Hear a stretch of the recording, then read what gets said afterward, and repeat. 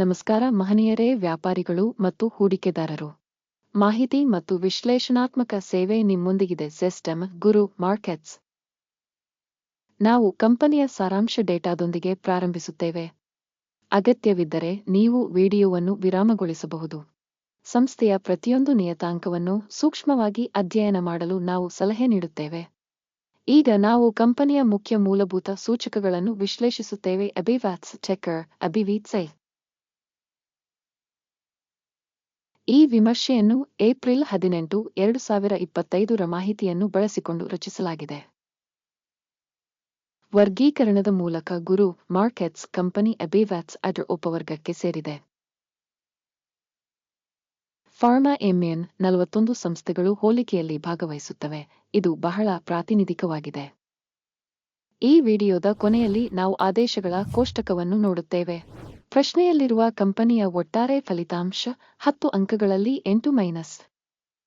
ಉಪವರ್ಗದ ಸರಾಸರಿ ಫಲಿತಾಂಶವು 3.6 ಅಂಕಗಳು.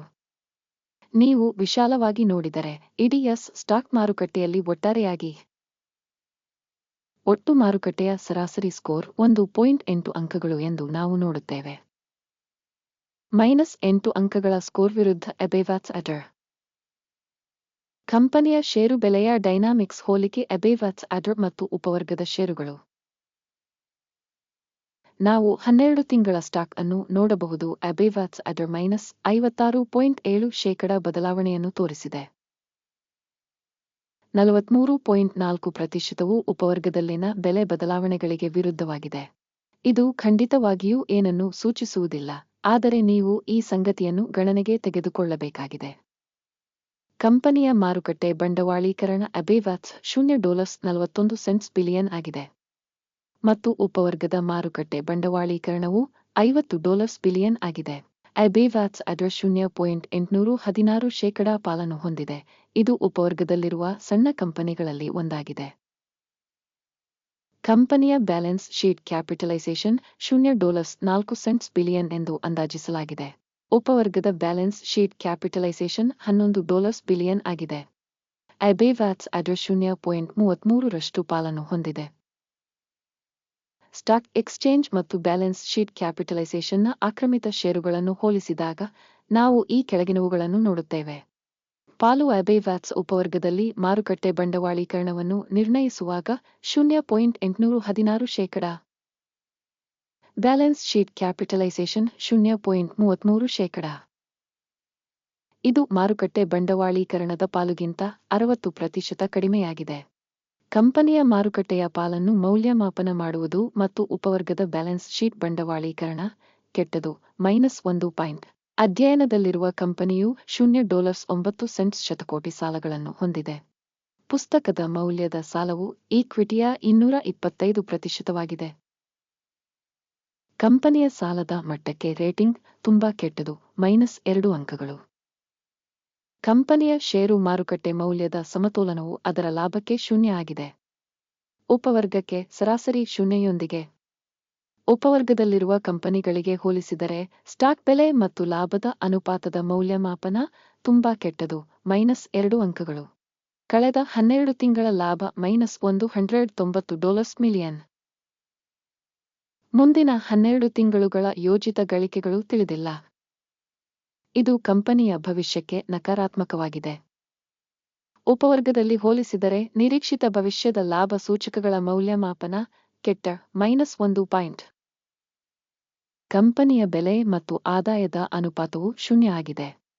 ಉಪವರ್ಗದ ಸರಾಸರಿಯು 15.3 ಆಗಿದೆ. ಇದು ಉಪವರ್ಗಕ್ಕಿಂತ ಹೆಚ್ಚು ಕೆಟ್ಟದಾಗಿದೆ. ಉಪವರ್ಗದಲ್ಲಿನ ಕಂಪನಿಗಳ ಸೂಚಕಗಳಿಗೆ ಹೋಲಿಸಿದರೆ ಆದಾಯ ಸೂಚಕಕ್ಕೆ ಮಾರುಕಟ್ಟೆ ಬೆಲೆಯ ಮೌಲ್ಯಮಾಪನ ಕೆಟ್ಟದು -1. ಕಳೆದ 12 ತಿಂಗಳ ಆದಾಯ $0 ಮಿಲಿಯನ್. ಮುಂಬರುವ 12 ತಿಂಗಳುಗಳ ನಿರೀಕ್ಷಿತ ಆದಾಯ ತಿಳಿದಿಲ್ಲ. ಮತ್ತು ಇದು ಕಂಪನಿಯ ಬೆಲೆಗೆ ತುಂಬಾ ಕೆಟ್ಟದಾಗಿದೆ. ಉಪವರ್ಗದಲ್ಲಿನ ಕಂಪನಿಗಳ ಸೂಚಕಗಳೊಂದಿಗೆ ಹೋಲಿಸಿದರೆ ಭವಿಷ್ಯದಲ್ಲಿ ಭವಿಷ್ಯದ ಆದಾಯದ ಮೌಲ್ಯಮಾಪನ ಕೆಟ್ಟದು -1. ಅಂಚು 0%. ಉಪವರ್ಗದಲ್ಲಿ ಸರಾಸರಿ -59.8%. ಉಪವರ್ಗದ ಸರಾಸರಿ ಮತ್ತು ಕಂಪನಿಯ ಕಾರ್ಯಕ್ಷಮತೆಯ ನಡುವಿನ ವ್ಯತ್ಯಾಸವು 59.8%. ಉಪವರ್ಗದಲ್ಲಿನ ಸೂಚಕಗಳೊಂದಿಗೆ ಹೋಲಿಸಿದರೆ ಮಾರಾಟದ ಅಂಚುಗಳ ಮೌಲ್ಯಮಾಪನ ಒಳ್ಳೆಯದು 0.5 ಅಂಕಗಳು. ಉಪವರ್ಗದಲ್ಲಿ ಉದ್ಯೋಗಿಗಳ ಸಂಖ್ಯೆಗೆ ಸಂಬಂಧಿಸಿದಂತೆ ಕಂಪನಿಯ ಪಾಲು 1.433%. ಇದು ಮಾರುಕಟ್ಟೆ ಬಂಡವಾಳೀಕರಣದ ಪಾಲುಗಿಂತ 76% ಹೆಚ್ಚು. ಈ ಅಂಶವು ಕಂಪನಿಯ ಪ್ರಸ್ತುತ ಮಾರುಕಟ್ಟೆ ಬೆಲೆಯ ನಡುವಿನ ವ್ಯತ್ಯಾಸವನ್ನು ಪ್ರತಿಬಿಂಬಿಸುತ್ತದೆ. ಎಬಿವಾಟ್ಸ್ ಬಹುಶಃ ಕಡಿಮೆ ಅಂದಾಜು ಕಡೆಗೆ. ಸಂಸ್ಥೆಯ ಪ್ರತಿ ಉದ್ಯೋಗಿಗೆ ಬಂಡವಾಳದ ಮೊತ್ತ $5,881,000. ಆದರೆ ಉಪವರ್ಗದಲ್ಲಿ $10,330,000. ಉಪವರ್ಗದ ಸರಾಸರಿ ಮತ್ತು ಕಂಪನಿಯ ಕಾರ್ಯಕ್ಷಮತೆಯ ನಡುವಿನ ವ್ಯತ್ಯಾಸವು 43.1%. ಉಪವರ್ಗದಲ್ಲಿನ ಕಂಪನಿಗಳ ಸೂಚಕಗಳಿಗೆ ಹೋಲಿಸಿದರೆ ಪ್ರತಿ ಉದ್ಯೋಗಿಗೆ ಕಂಪನಿಯ ಮಾರುಕಟ್ಟೆ ಬಂಡವಾಳದ ಪರಿಮಾಣದ ಮೌಲ್ಯಮಾಪನ ಒಳ್ಳೆಯದು 0.5 ಅಂಕಗಳು. ಪ್ರತಿ ಉದ್ಯೋಗಿಗೆ ಲಾಭದ ಮೊತ್ತವು $7,762.3,000. ಉಪವರ್ಗದಲ್ಲಿ ಸರಾಸರಿಯೊಂದಿಗೆ $404.3,000. ಮತ್ತು ಉಪವರ್ಗದ ಸರಾಸರಿ ಮತ್ತು ಕಂಪನಿಯ ಕಾರ್ಯಕ್ಷಮತೆಯ ನಡುವಿನ ವ್ಯತ್ಯಾಸವು 583%. ಉಪವರ್ಗದಲ್ಲಿನ ಸೂಚಕಗಳೊಂದಿಗೆ ಹೋಲಿಸಿದರೆ ಕಂಪನಿಯ ಉದ್ಯೋಗಿಗೆ ಲಾಭದ ಅಂದಾಜು ಸಹನೀಯವು -0.5 ಅಂಕಗಳು. ಸಂಸ್ಥೆಯ ಪ್ರತಿ ಉದ್ಯೋಗಿಗೆ ಆದಾಯದ ಪಾಲು $0,000. ಉಪವರ್ಗದ ಮೂಲಕ $676,000. ಉಪವರ್ಗದ ಸರಾಸರಿ ಮತ್ತು ಕಂಪನಿಯ ಕಾರ್ಯಕ್ಷಮತೆಯ ನಡುವಿನ ವ್ಯತ್ಯಾಸವು 100%. ಉಪವರ್ಗದಲ್ಲಿನ ಕಂಪನಿಗಳ ಸೂಚಕಗಳಿಗೆ ಹೋಲಿಸಿದರೆ ಪ್ರತಿ ಕಂಪನಿಯ ಉದ್ಯೋಗಿಗಳಿಗೆ ಆದಾಯದ ಪಾಲಿನ ಅಂದಾಜು ಸಹನೀಯವು -0.5 ಅಂಕಗಳು. ಸಣ್ಣ ವಹಿವಾಟುಗಳ ಪ್ರಮಾಣವು 3.1%ಕ್ಕೆ ಅನುರೂಪವಾಗಿದೆ. ಉಪವರ್ಗಕ್ಕೆ ಸರಾಸರಿ 7%. ಇದು ಸಂಭವನೀಯ ಸಣ್ಣ ಸ್ಕ್ವೀಜ್ ಅಪಾಯದ ಸೂಚಕವಾಗಿದೆ. ತಾಂತ್ರಿಕ ಸೂಚಕ RSI 14 ಕಂಪನಿಗೆ 57% ಮಟ್ಟವನ್ನು ತೋರಿಸುತ್ತದೆ. ಎಬಿವಾಟ್ಸ್ ಅಡರ್. ಆದರೆ ಉಪವರ್ಗದಲ್ಲಿ ಈ ಮಟ್ಟವು ಸರಿಸುಮಾರು 50%ದಷ್ಟಿದೆ.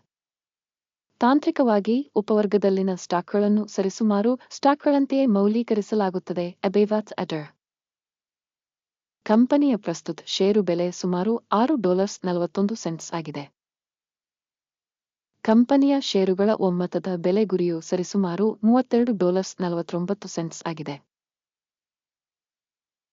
ಪ್ರಸ್ತುತ ಅಂದಾಜು ಮತ್ತು ಒಮ್ಮತದ ಮುನ್ಸೂಚನೆಯ ನಡುವಿನ ವ್ಯತ್ಯಾಸವು ಸರಿಸುಮಾರು 407%ದಷ್ಟಿದೆ. ಆರ್ಡರ್ ಟೇಬಲ್ ಅನ್ನು ನೋಡೋಣ. ಇದು ಎಲ್ಲರಿಗೂ ಲಭ್ಯವಿದೆ. ಲಿಂಕ್ ಪಿನ್ ಮಾಡಿದ ಕಾಮೆಂಟ್ನಲ್ಲಿದೆ. ಆರ್ಡರ್ ಟೇಬಲ್ ಮಾಹಿತಿ ಮತ್ತು ಉಲ್ಲೇಖ ಮೌಲ್ಯಮಾಪನ ವ್ಯವಸ್ಥೆಯಿಂದ ನಿರ್ದಿಷ್ಟ ಋತುವಿನಲ್ಲಿ ಸಾರ್ವಜನಿಕವಾಗಿ ಮಾಡಿದ ಎಲ್ಲಾ ನಿರ್ಧಾರಗಳನ್ನು ಒಳಗೊಂಡಿದೆ. ಗುರು ಮಾರ್ಕೆಟ್ಸ್. ಆರ್ಡರ್ ಟೇಬಲ್ಗೆ ಪ್ರವೇಶವು ಸಂಪೂರ್ಣವಾಗಿ ಉಚಿತ ಮತ್ತು ಮುಕ್ತವಾಗಿದೆ. ಪಿನ್ ಮಾಡಿದ ಕಾಮೆಂಟ್ನಲ್ಲಿ ಲಿಂಕ್. ಕಂಪನಿಯ ವಿಶ್ಲೇಷಣೆಯ ಆಧಾರದ ಮೇಲೆ ಎಬಿವಾಟ್ಸ್ ಅಡರ್. ಮಾಹಿತಿ ಮೌಲ್ಯಮಾಪನ ವ್ಯವಸ್ಥೆ. ಗುರು ಮಾರ್ಕೆಟ್ಸ್ ಒಂದು ನಿರ್ಧಾರವನ್ನು ತೆಗೆದುಕೊಳ್ಳಲಾಗುತ್ತದೆ. ಪ್ರತಿ ಷೇರಿಗೆ $6.4 ದರದಲ್ಲಿ ಮಾರಾಟ ಮಾಡಲು ಆದೇಶವನ್ನು ತೆರೆಯಿರಿ. ಕಂಪನಿಯು ಸಾಕಷ್ಟು ಕಡಿಮೆ ಮೌಲ್ಯಮಾಪನವನ್ನು ಹೊಂದಿರುವ ಕಾರಣ ಆದೇಶವು ತೆರೆದಿರುತ್ತದೆ. ಕಂಪನಿಯ ಮೌಲ್ಯಮಾಪನವು ಮೌಲ್ಯಮಾಪನ ವಿಧಾನಗಳನ್ನು ಆಧರಿಸಿದೆ. ಅಕಿಮ ಸೂಚ್ಯಂಕ. ಲಾಭವನ್ನು 5.36ಕ್ಕೆ ನಿಗದಿಪಡಿಸಲಾಗಿದೆ. ಸ್ಟಾಪ್ ಲಾಸ್ ಅನ್ನು 7.44ಕ್ಕೆ ನಿಗದಿಪಡಿಸಲಾಗಿದೆ. ಲಾಭ ಅಥವಾ ಸ್ಟಾಪ್ ನಷ್ಟದಿಂದ ಆದೇಶವನ್ನು ಮುಚ್ಚದಿದ್ದಲ್ಲಿ. ಈ ಸಂದರ್ಭದಲ್ಲಿ ಮೇ 18, 2025 ರಂದು ವಹಿವಾಟು ಅವಧಿಯ ಫಲಿತಾಂಶಗಳ ಆಧಾರದ ಮೇಲೆ ಆದೇಶವನ್ನು ಸ್ವಯಂಚಾಲಿತವಾಗಿ ಮುಚ್ಚಲಾಗುತ್ತದೆ ಅಥವಾ ಈ ದಿನಾಂಕದ ಹಿಂದಿನ ಕೊನೆಯ ವಹಿವಾಟಿನ ದಿನದಂದು. ಟಿಕ್ಕರ್ RGTS ಮುಖ್ಯ ಖರೀದಿ ಆದೇಶವಾಗಿದೆ. ಮುಖ್ಯ ಒಪ್ಪಂದದ ವಿಡಿಯೋವನ್ನು ಈಗಾಗಲೇ ಈ ಚಾನೆಲ್ನಲ್ಲಿ ಪ್ರಕಟಿಸಲಾಗಿದೆ. ಆದೇಶಗಳಲ್ಲಿ ಒಂದನ್ನು ಮುಚ್ಚುವಾಗ ಮೂಲಭೂತ ಅಥವಾ ಸಮತೋಲನ ವಿರುದ್ಧ ಕ್ರಮವನ್ನು ಸ್ವಯಂಚಾಲಿತವಾಗಿ ನಿವಾರಿಸಲಾಗಿದೆ. ಈ ವಿಡಿಯೋವನ್ನು ವೀಕ್ಷಿಸಿದ್ದಕ್ಕಾಗಿ ಮತ್ತು ಮಾಹಿತಿ ವ್ಯವಸ್ಥೆಯನ್ನು ಬಳಸಿದ್ದಕ್ಕಾಗಿ ಎಲ್ಲರಿಗೂ ತುಂಬಾ ಧನ್ಯವಾದಗಳು. ಗುರು ಮಾರ್ಕೆಟ್ಸ್. ನೀವು ನಿಜವಾಗಿಯೂ ವಿಶ್ವದ ಅತ್ಯುತ್ತಮ ಪ್ರೇಕ್ಷಕರು.